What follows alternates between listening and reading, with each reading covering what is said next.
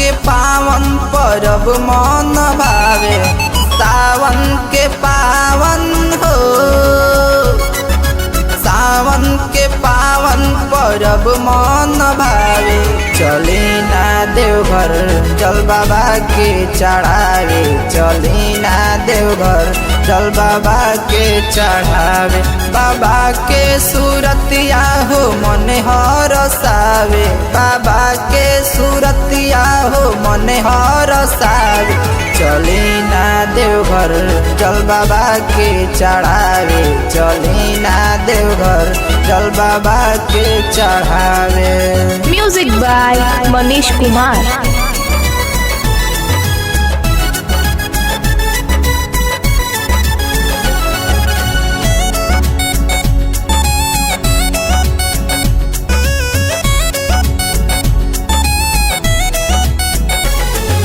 जलवा चढ़ाएब करब शिव के दर्शन, पौआ पखारी पूजब शिव के चरण।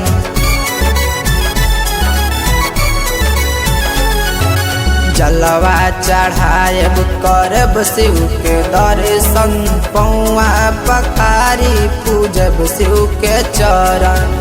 भोला के भक्ति में मनवा रमावे, भोला के भक्ति हो, भोला के भक्ति में मनवा रमावे।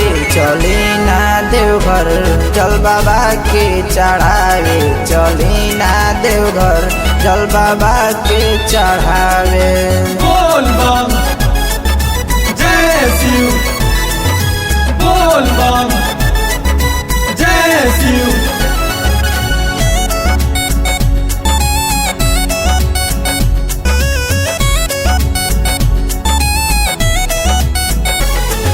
साड़ी गेरुआ कांवर किन के ले आई, पर ले कायो सोना हमके भूलियाई।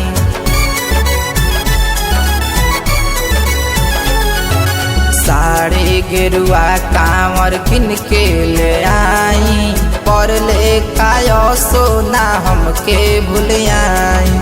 बोलबम के मेला हमरो के घुमावे, बोलबम के मेला हो,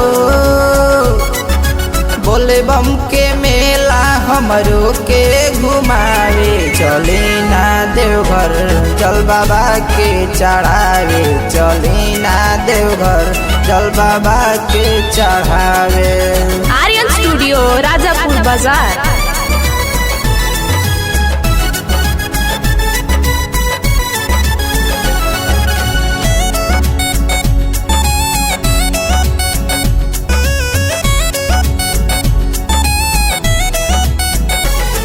कबो ना उड़ाई जे घर के झमेला, सैया अशोक चली बोलबम के मेला।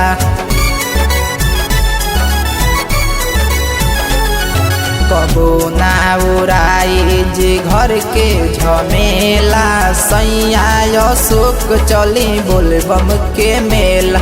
जाता रे अविनाश बोलो रोलियावे, जाता रे अविनाश, जाता रे अविनाश बोलो रोलियावे। चली ना देवघर चल बाबा के चढ़ावे, चली ना देवघर चल बाबा के चढ़ावे।